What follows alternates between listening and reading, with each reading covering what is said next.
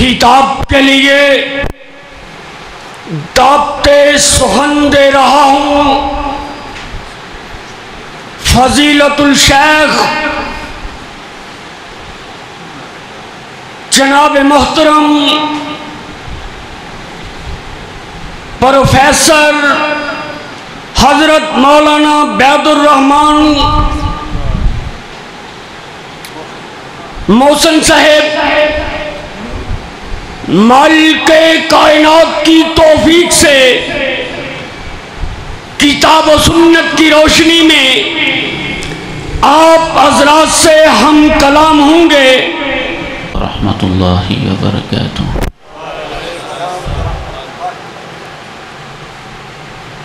الحمدللہ رب العالمین والصلاة والسلام على اشرف الانبیاء وخاتم المرسلین، اشہد ان لا الہ الا اللہ وحدہ لا شریک لہ واشہد ان محمدا عبدہ ورسولہ صلی اللہ علیہ وعلى آلہ وصحبہ وسلم۔ اللہم انفعنی بما علمتنی وعلمنی ما ينفعنی وزدنی علما۔ اللہم انی اسألک علما نافعا وعملا متقبلا ورزقا طیبا۔ اما بعد، فاعوذ باللہ السمیع العلیم من الشیطان الرجیم، من ہمزہ ونفخہ ونفثہ۔ بسم اللہ الرحمن الرحیم، واتقوا اللہ الذی تساءلون بہ والارحام، ان اللہ کان علیکم رقیبا۔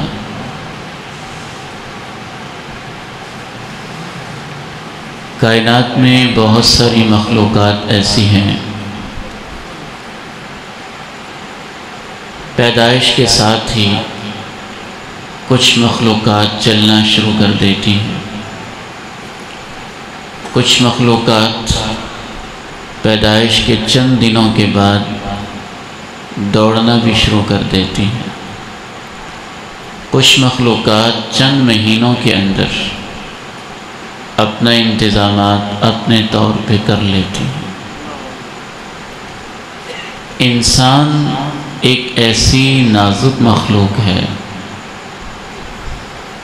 کہ کائنات میں سب سے زیادہ توجہ، محبت، نگرانی اور کیئر کی اس سے ضرورت ہوتی ہے۔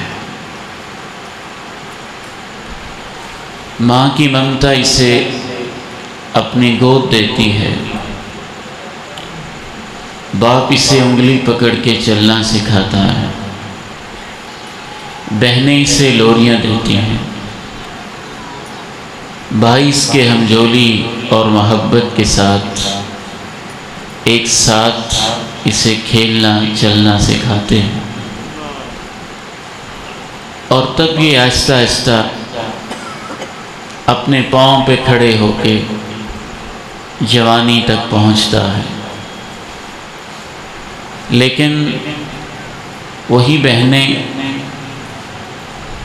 جو اسے لوریاں دے کے جوان کرتی ہیں، اور وہی بھائی جو اس کے بغیر جینا مشکل سوچ رہے ہوتے ہیں، وہی ماں جو اپنی چھاتی اس کے لیے نچھاور کرتی ہے، اور وہی باپ جو اسے اپنے کندھوں پہ اٹھاتا ہے۔ ایک وقت بعض دفعہ وہ آتا ہے کہ یہ رشتے نفرتوں میں بدل جاتے ہیں۔ جس بھائی کے بغیر انسان یہ سوچتا تھا کہ میرے لیے رہنا مشکل ہے، وہ یہ سوچنے لگتا ہے کہ اس کے ساتھ جینا مشکل ہے۔ اور جس بہن کی محبت بھری لوریوں کی آواز سن کے یہ جوان ہوا تھا، بعض دفعہ تو نوبت یہاں تک پہنچتی ہے کہ اس کا چہرہ دیکھنا بھی یہ گوارا نہیں کرتا ہے۔ پیار، محبت، الفت اور خون کے رشتے بعض دفعہ نفرت، بغض اور عداوت میں بدل جاتے ہیں، ایسے کیوں ہوتا ہے؟ آج کی ہماری ملاقات کا یہی موضوع ہے۔ اس کا حل کیا ہے؟ اس کی وجوہات کیا ہیں؟ اس کے اسباب کیا ہیں؟ اور قرآن و سنت ہماری اس حوالے سے کیا رہنمائی کرتے ہیں؟ سب سے پہلی اور بنیادی وجہ جس وجہ سے رشتے نفرت کا عنوان بن جاتے ہیں وہ ہماری اپنی غلطیاں ہوتی ہیں۔ انسان غلطیوں کا پتلا ہے۔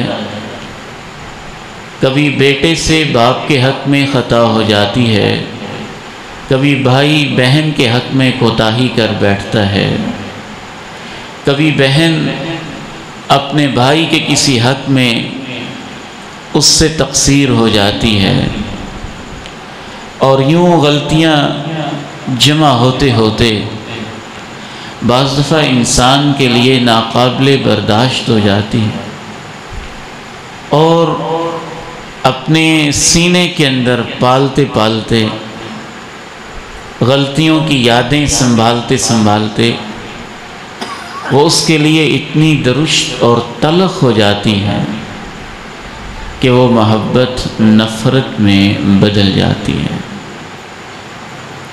اچھا، یہ تو ہو نہیں سکتا کہ ہم سے غلطیاں نہ ہوں،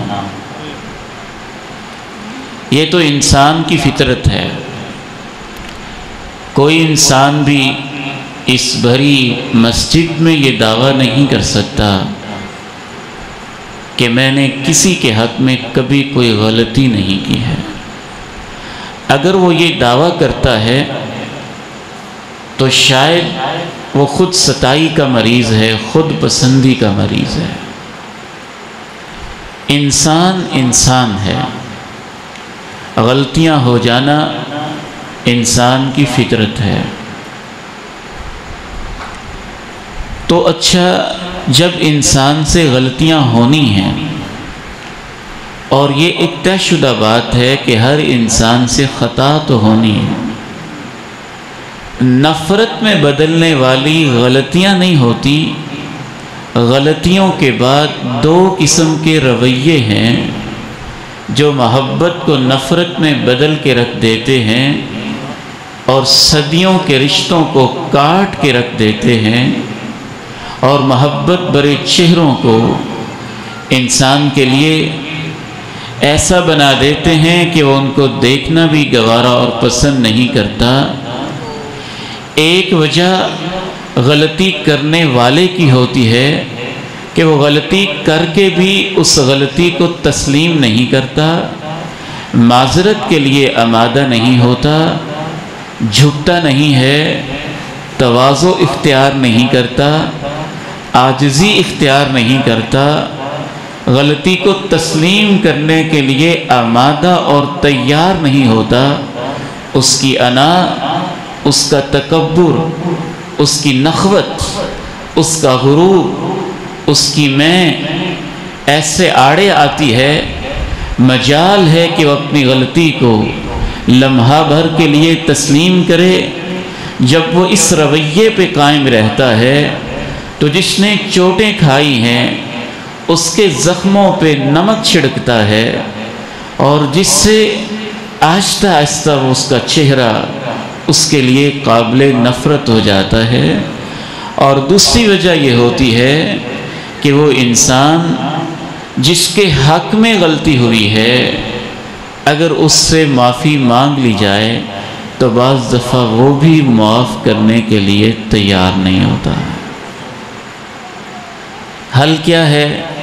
بڑا سادہ سا حل ہے، اللہ نے اپنے قرآن میں بتایا ہے۔ آپ میرے ساتھ پوری توجہ اور انہماک کے ساتھ آیات بینات کو تلاوت نہ صرف ان کی سنیں بلکہ ان کو دل میں اتاریں اور دل میں یہ سوچ کے اتاریں کہ عبید الرحمن ایک مہمان کی زبان ہے اور اصل میں یہ اللہ آپ سے باتیں کر رہا ہے، کلام اس کا ہے، کلام اللہ ہے، اللہ کی باتیں ہیں۔ ہم تو اس کی توفیق سے ان بزرگوں کی موجودگی میں اللہ نے جو سبق قرآن میں سکھایا وہ سنانے والے ہیں۔ جب تک آپ اس تصور سے نہیں سنیں گے کہ اللہ مجھ سے باتیں کر رہا ہے، سلف صالحین کا یہ حال ہوتا، قرآن کو پکڑ لیتے اور قرآن کو پکڑ کے بعض دفعہ گھنٹوں دیکھ کے آنسو بہا کے صرف یہ کہتے رہتے، کلام ربی کلام ربی، یہ میرے اللہ کی باتیں ہیں، یہ میرے اللہ کی باتیں ہیں۔ اللہ نزل احسن الحدیث کتابا متشابہا مثانی۔ سب سے خوبصورت باتیں اللہ کہتے ہیں میری باتیں ہیں، اور جو میری باتوں کو مانتے ہیں ان کے رونگٹے کھڑے ہو جاتے ہیں۔ جناب صدیق رضی اللہ تعالی عنہ صدیق کائنات ہیں، ان کی بیٹی صدیقہ کائنات ہیں، پیغمبر کی اہلیہ ہیں، ام المومنین ہیں۔ ان کا ایک رشتہ دار جناب مصطح رضی اللہ تعالی عنہ صحابی رسول ہیں۔ وقت کا ایک منافق ایک پلان تیار کرتا ہے، ایک گراؤنڈ تیار کرتا ہے، ایک سازش تیار کرتا ہے، اور اتنی تیزی کے ساتھ تیار کرتا ہے، ہوشیاری اور چلاکی کے ساتھ، کہ مصطح جیسا ایک سادہ سا صحابی رسول بھی اس منافق کے پروپیگنڈے اور سازش کا شکار ہو جاتے ہیں۔ ہم سے تو چھوٹی چھوٹی غلطیاں ہوتی ہیں، وہ ہم برداشت نہیں کرتے، اور یہ اتنی بڑی غلطی ہے، اتنی بڑی خطا ہے، یہ ایسی خطا ہے کہ اس پہ اللہ نے کہا تھا، اے میرے پیغمبر کے صحابہ، تم صدیق کی بیٹی کے بارے میں جو باتیں کر رہے تھے، اگر تم پہ اللہ کا فضل نہ ہوتا تو تم سب کے اوپر اللہ کا عذاب آ جاتا۔ اتنی بڑی غلطی ہے۔ جناب مصطح بھی اس بات کو آگے نقل کرنے والوں میں شامل ہو گئے ہیں، بنائی نہیں انہوں نے، گھڑی منافق میں ہے۔ خطا صرف یہ ہے کہ آگے نقل کرنے والوں میں، شائع کرنے والوں میں، آج کے دور میں جیسے ہم کاپی پیسٹ کر دیتے ہیں، فارورڈ کر دیتے ہیں اور دھڑا دھڑ آگے خبریں نشر کر دیتے ہیں بغیر تحقیق کے۔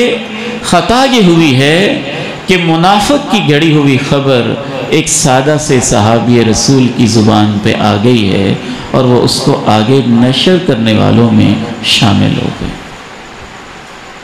اور یہ جناب صدیق کے رشتہ دار ہیں اور غریب بھی ہیں، اور جناب صدیق ان کی کفالت بھی کرتے ہیں۔ وہ صدیق جو بڑی بڑی مصیبتوں کو خندہ پیشانی سے برداشت کر جاتا ہے، اور وہ صدیق جو ہجرت کی راہوں میں پیغمبر کے ساتھ وفا کرنے والا اور بدر کے میدانوں میں ڈٹ جانے والا ہے، آج صدیق کا یہ حال ہے۔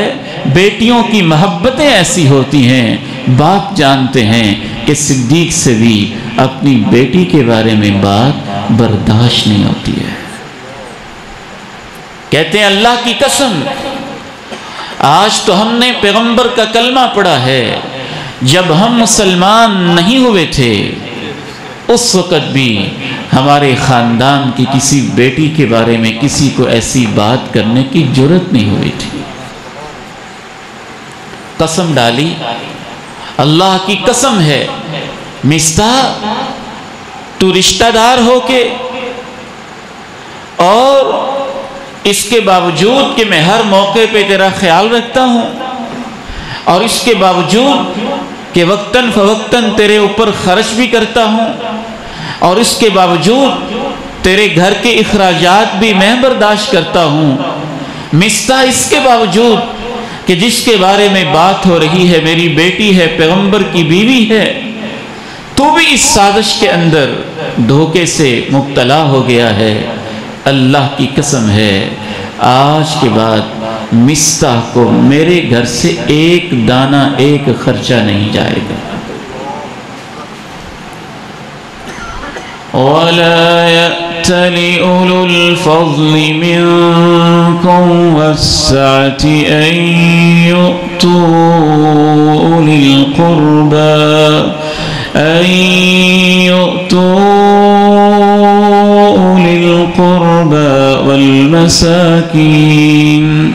والمساكين والمهاجرين في سبيل الله وليعفوا وليصفحوا ألا تحبون أن يغفر الله لكم والله غفور رحيم۔ جن پہ اللہ کا فضل ہے، جن کو اللہ نے کھلا دیا ہے، وہ تو یہ قسمیں نہ اٹھائیں کہ وہ رشتہ داروں کو نہیں دیں گے، وہ یہ قسمیں نہ اٹھائیں غریبوں کو نہیں دیں گے، وہ یہ قسمیں نہ اٹھائیں کہ اللہ کی راہ میں ہجرت کرنے والوں کو نہیں دیں گے۔ وَلْيَعْفُوا وَلْيَصْفَحُوا أَلَا تُحِبُّونَ أَن يَغْفِرَ اللَّهُ لَكُمْ وَاللَّهُ غَفُورٌ رَحِيمٌ۔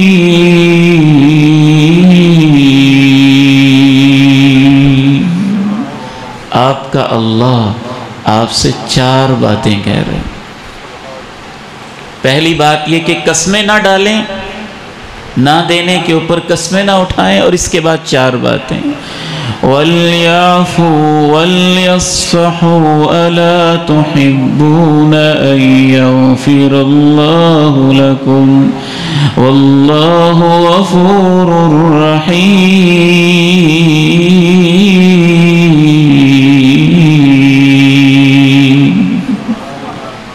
معاف کر دو، درگزر کر دو۔ کیا تم نہیں چاہتے ہو کہ اللہ تمہیں معاف کر دے؟ اللہ تو ہر لمحے معاف کر رہا ہے اور معاف کر کے تمہارے اوپر رحمتیں بھی کر رہا ہے۔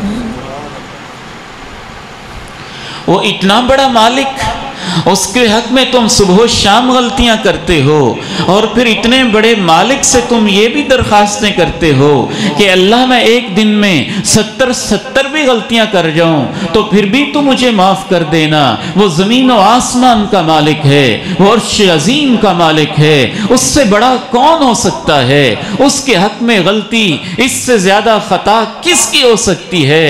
تم ناچیز اور حقیر مخلوق ہو کر بھی اس کے حق میں کوتاہیاں کرتے ہو، پھر اس سے توقع رکھتے ہو کہ وہ تمہیں روزانہ ہی معاف کر دے۔ وہ معاف کر بھی رہا ہے۔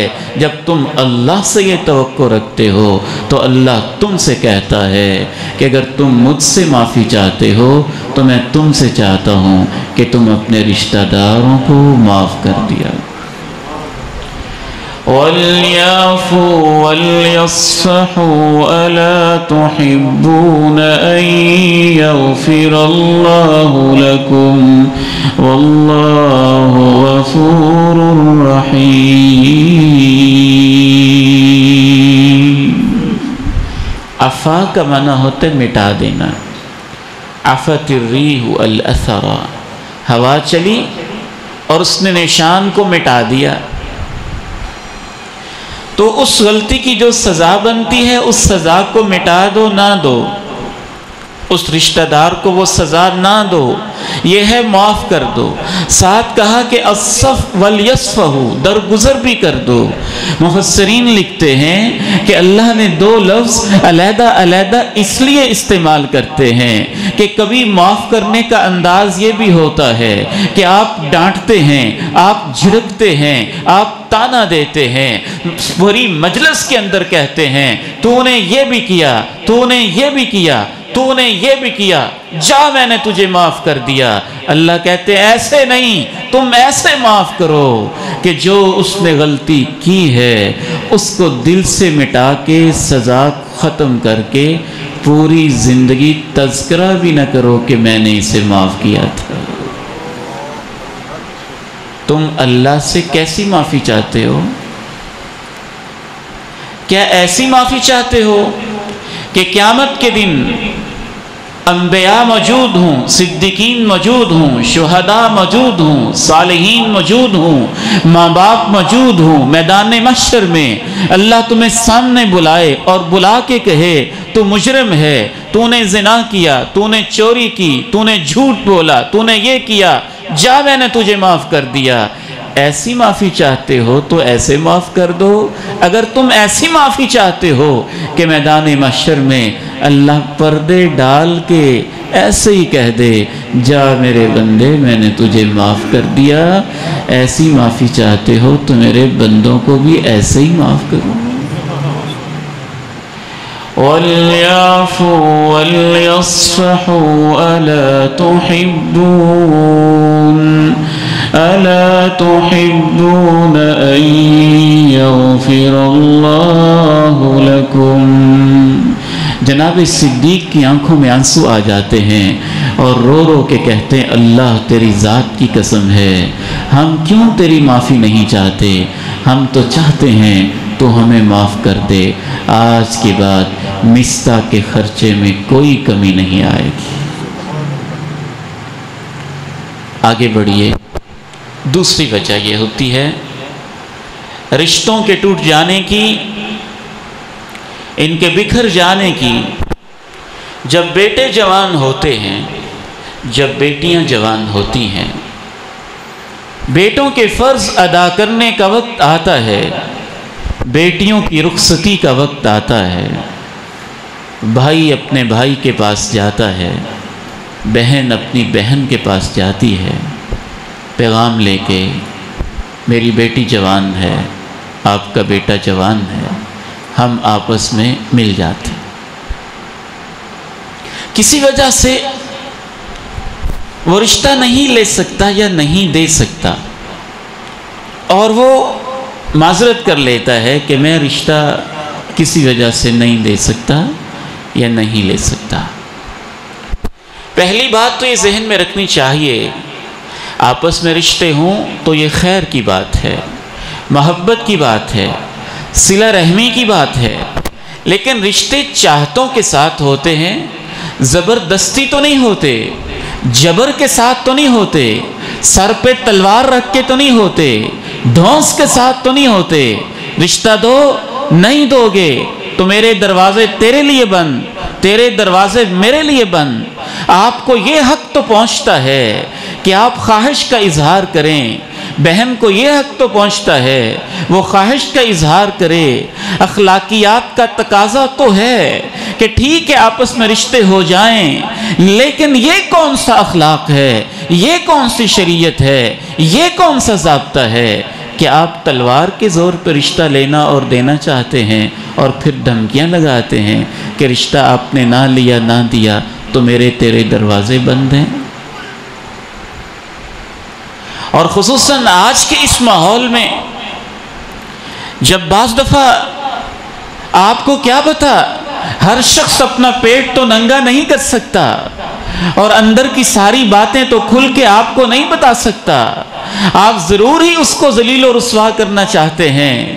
بچی کی کوئی مجبوری ہے، بیٹے کی کوئی مجبوری ہے، اور کوئی مجبوری ہے، تعلیم آپس میں نہیں ملتی ہے، مزاج آپس میں نہیں ملتے ہیں، اخلاق آپس میں نہیں ملتے ہیں، دین کا لیول آپس میں نہیں ملتا ہے، طبیعت آپس میں نہیں ملتی ہے، نفسیات آپس میں نہیں ملتی ہیں، ماحول بعض دفعہ بدل جاتا ہے، بچیاں بعض دفعہ آمادہ نہیں ہوتی، بچوں کی کچھ اپنے ارماں ہوتے ہیں، ان کی کچھ اپنی خواہشیں ہوتی ہیں، اور آج کل کے بچے، ٹھیک ہے آپ نے خواہش کا اظہار کیا، اچھی بات ہے، اچھا رسپانس دے دیں، تو ان کی مہربانی اور شفقت ہے، صلہ رحمی کا تقاضا ہے، سب سے پہلے اپنے رشتہ داروں کا دھیان کرنا چاہیے۔ لیکن اگر کسی وجہ سے وہ نہیں مان رہا اور اس کی کوئی ایسی مجبوری ہے جو وہ کھل کے نہیں بھی بتانا چاہتا، تو آپ کو یہ حق کس نے دیا ہے کہ اس وجہ سے آپ اللہ کے بنائے ہوئے رشتے کو توڑ دیں؟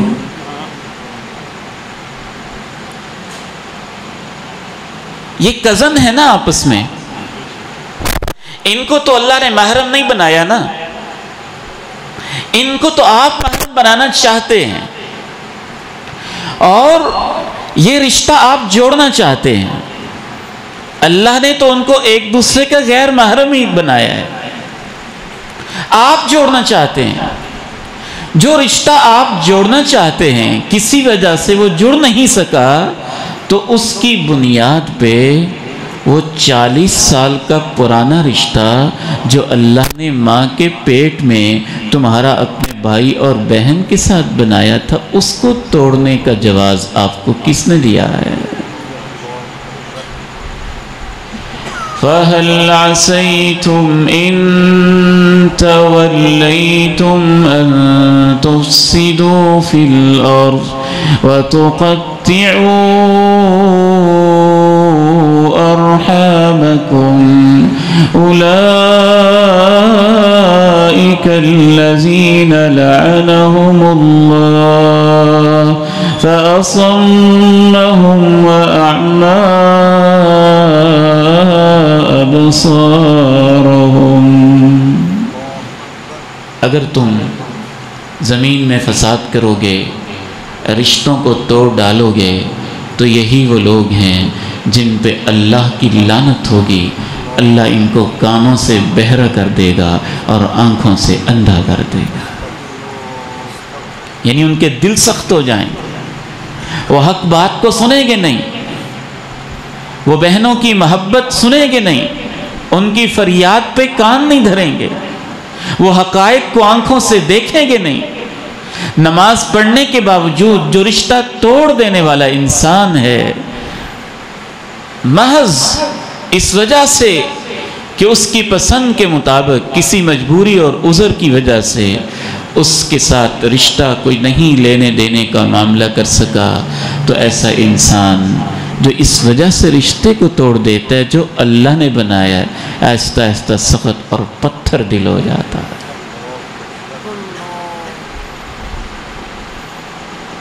یہ کوئی وجہ نہیں ہے۔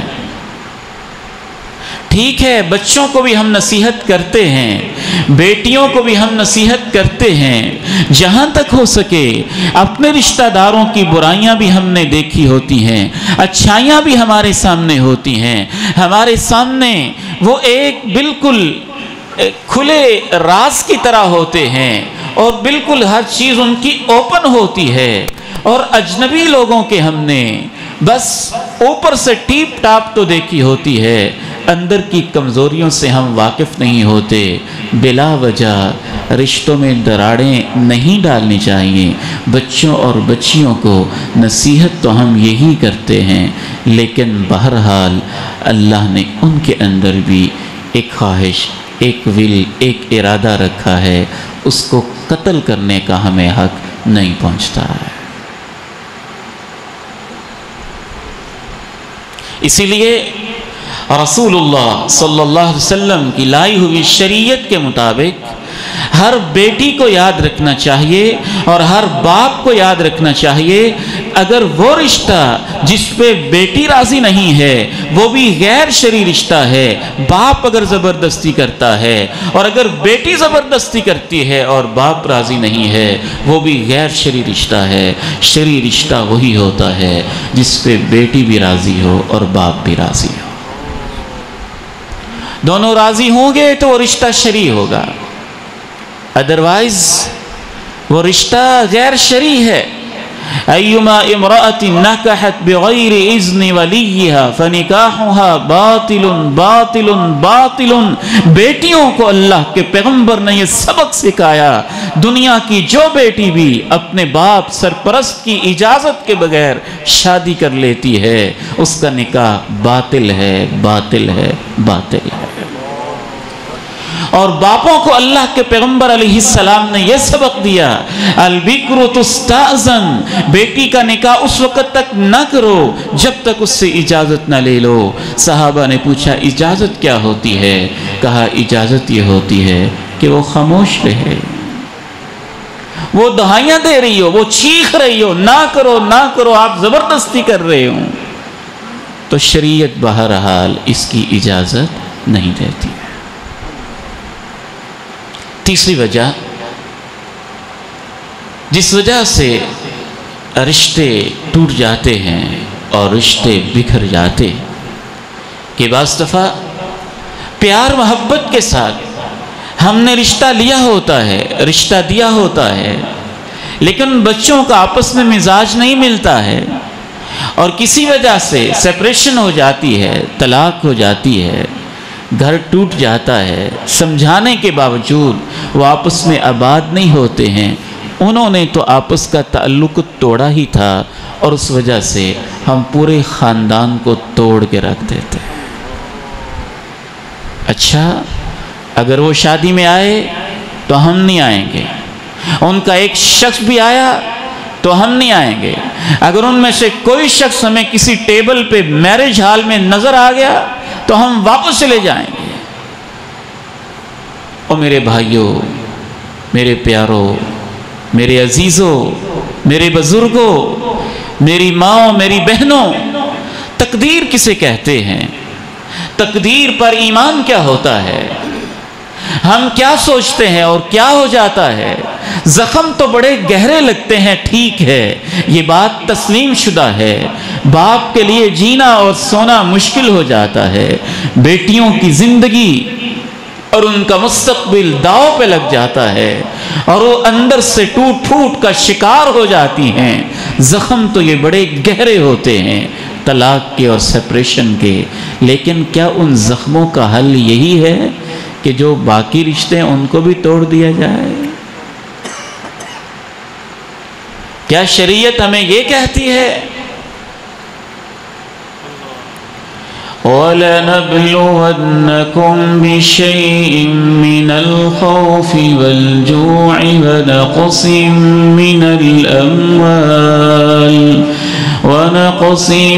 مِّنَ الْأَمْوَالِ وَالْأَنفُسِ وَالثَّمَرَاتِ وَبَشِّرِ الصَّابِرِينَ الَّذِينَ إِذَا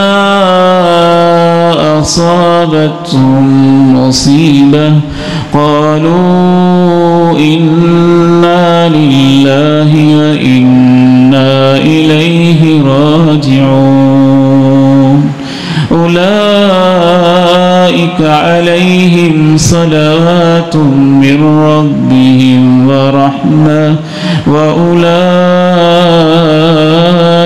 هُمُ الْمُهْتَدُونَ۔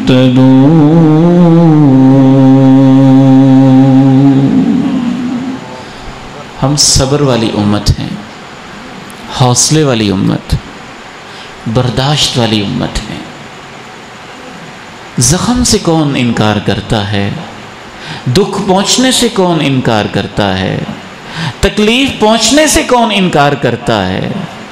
اس سے بڑی تکلیف باپ کے لیے کیا ہوگی کہ اس کی بیٹی کا گھر اجڑ گیا؟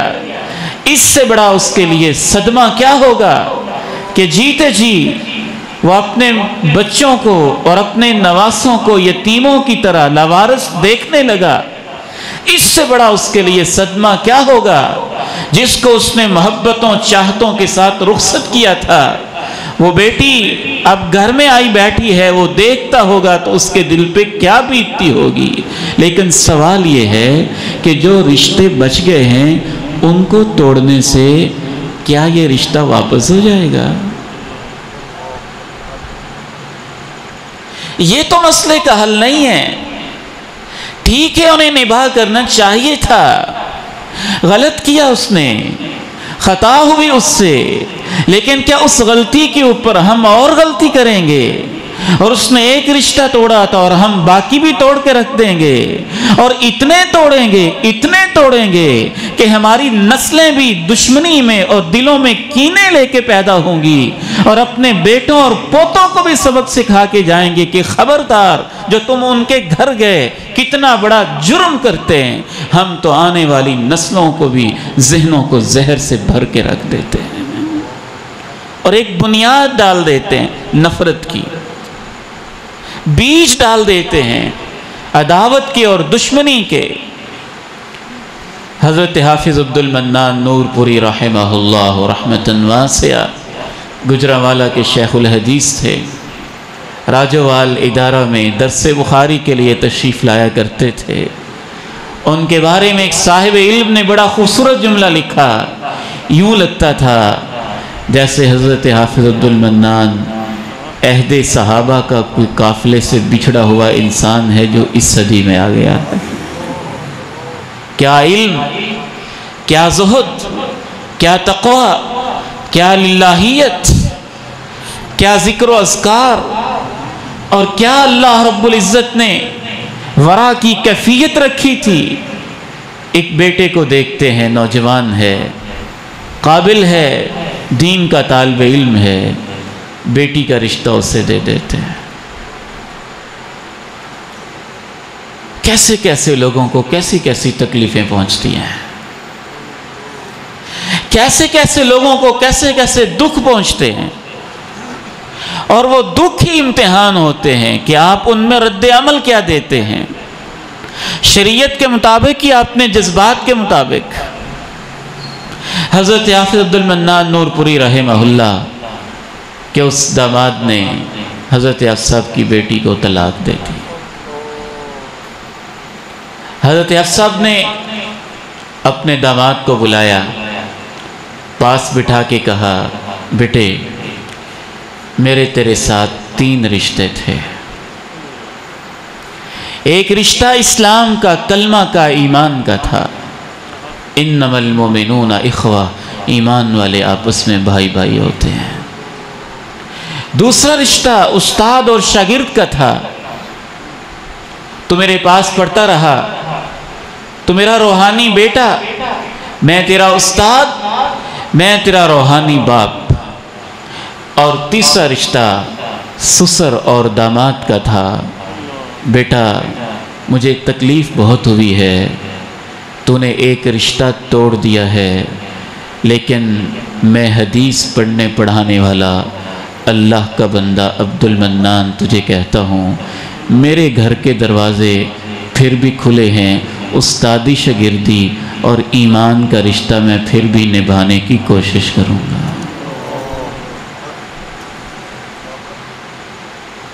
چوتھی وجہ جس وجہ سے رشتے بکھر جاتے ہیں اور ٹوٹ جاتے ہیں، یہ عرض کر کے انشاءاللہ 10 منٹ میں ہم اپنی گفتگو کو سمیٹتے ہیں۔ چوتھی اہم ترین وجہ، معذرت کے ساتھ بزرگ بیٹھے ہیں، ان کی موجودگی میں مجھے کہتے ہوئے ہچکچاہٹ بھی ہے، لیکن جو مجھے سمجھ آئی ہے، امید ہے کہ مجھے کہنے کی اجازت دیں گے۔ ایک چوتھی اہم وجہ ہمارا کمبائن فیملی سسٹم اور مشترکہ خاندانی نظام ہے۔ اکٹھے رہنا اچھی بات ہے، لیکن تب جب اکٹھے رہنے کا آپ کو سلیقہ بھی آتا ہو۔ اکٹھے رہنا اچھی بات ہے، لیکن کب؟ جب آپ کو اکٹھے رہنے کے آداب بھی آتے ہوں۔ اکٹھے رہنا اچھی بات ہے، لیکن کب؟ جب آپ کے اندر اتنا اصرار بھی ہو کہ آپ محبت کی خاطر قربانیاں دینا جانتے ہوں۔ اکٹھے رہنا اچھی بات ہے، لیکن کب؟ اس وقت جب آپ کے دل میں اتنا حوصلہ اور وسعت ظرفی بھی ہو کہ آپ ایک دوسرے کی غلطیوں کو برداشت کر سکتے ہوں اور ٹھنڈے پیٹوں برداشت کر کے پھر بھی محبت کے ساتھ رہ سکتے ہوں۔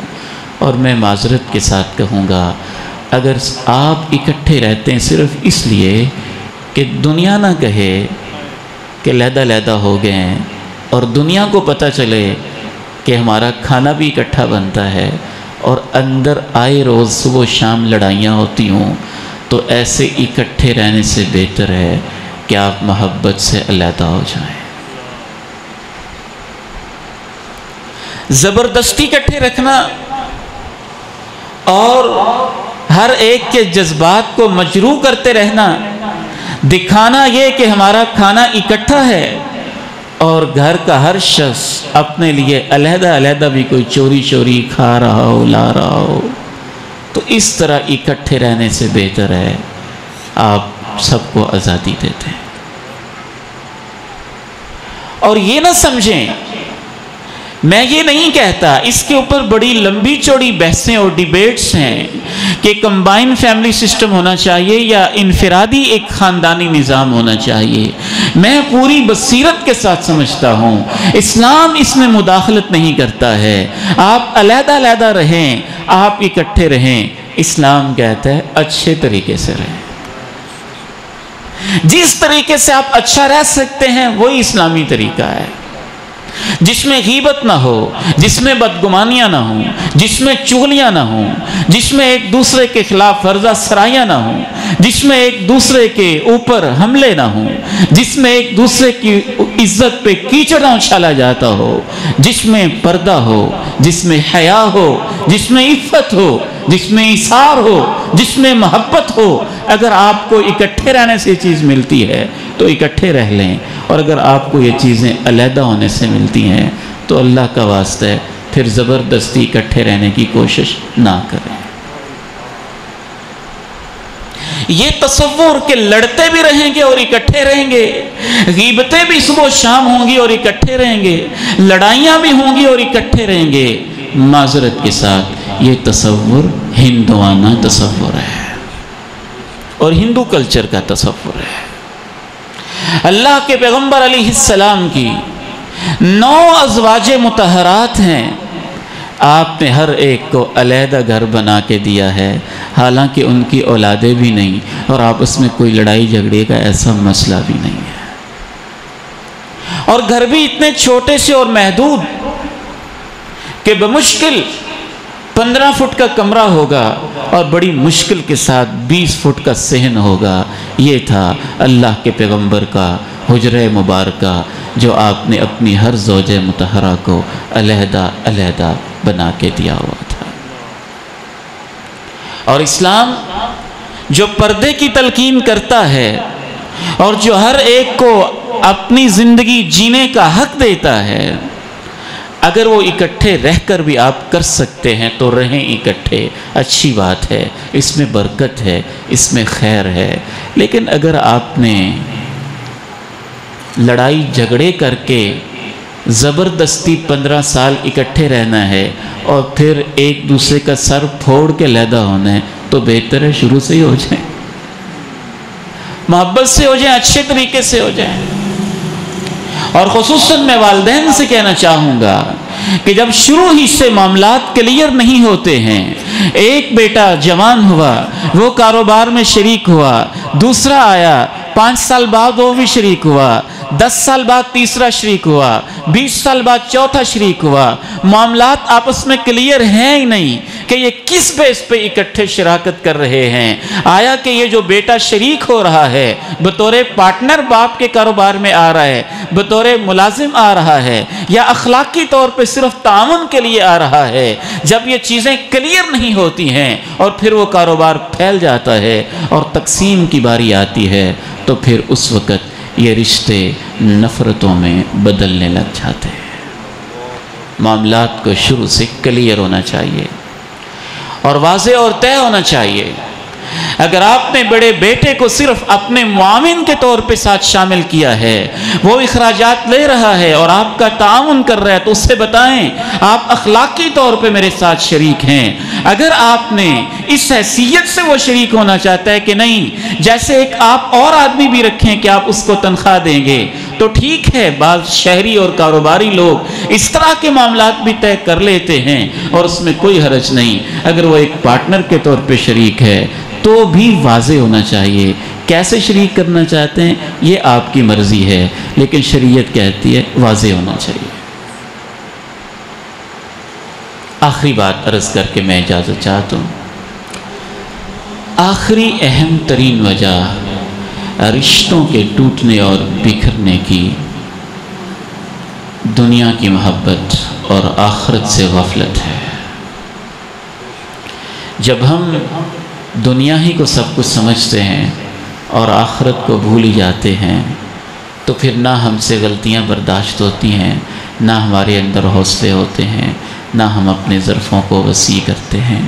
اور خصوصاً میں اپنی ماؤں، بہنوں اور بیٹیوں سے کہنا چاہتا ہوں، رشتوں کو جوڑنے میں بھی ان کا بڑا کردار ہوتا ہے اور توڑنے میں بھی ان کا بڑا کردار ہوتا ہے۔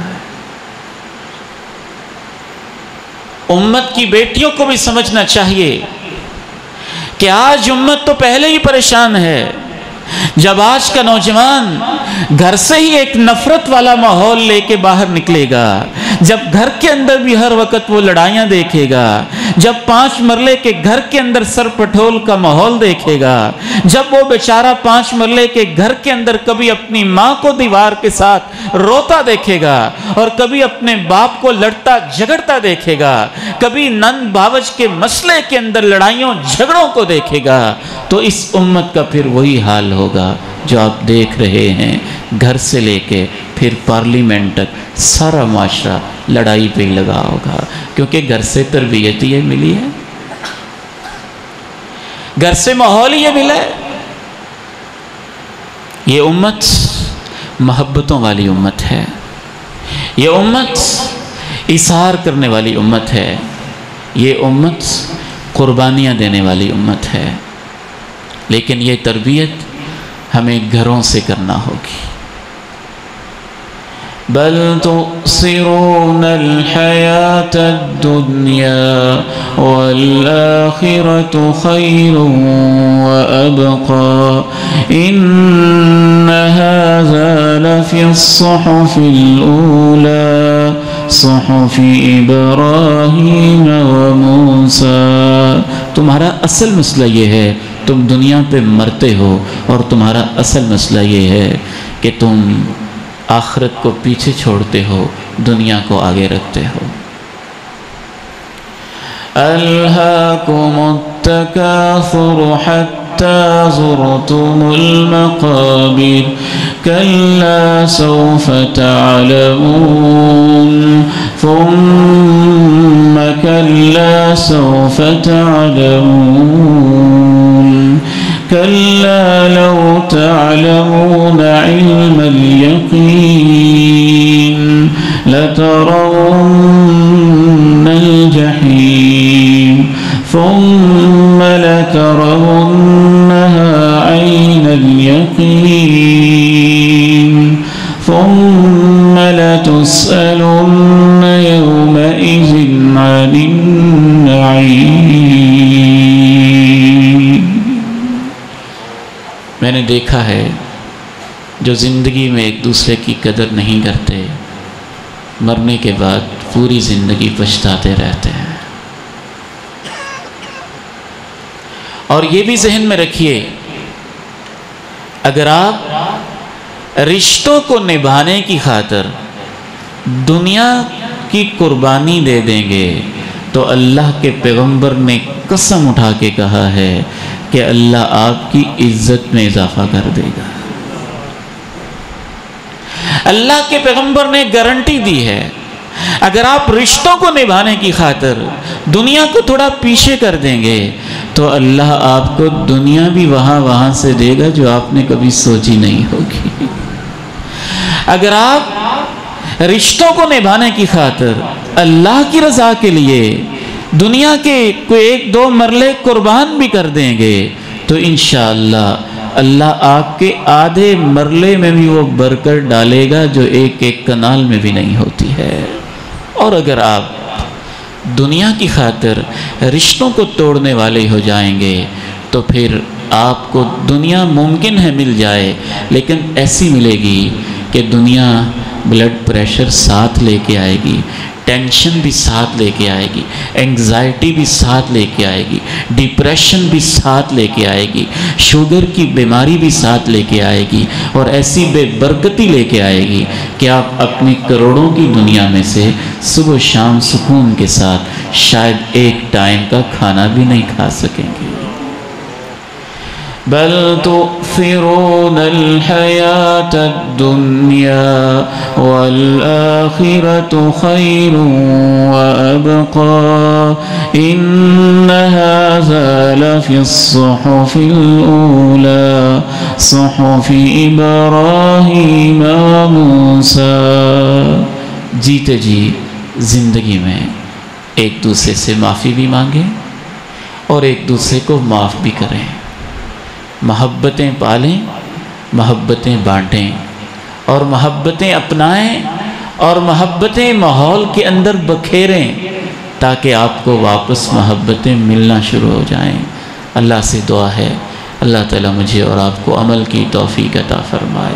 وآخر دعوانا ان الحمد للہ رب العالمین۔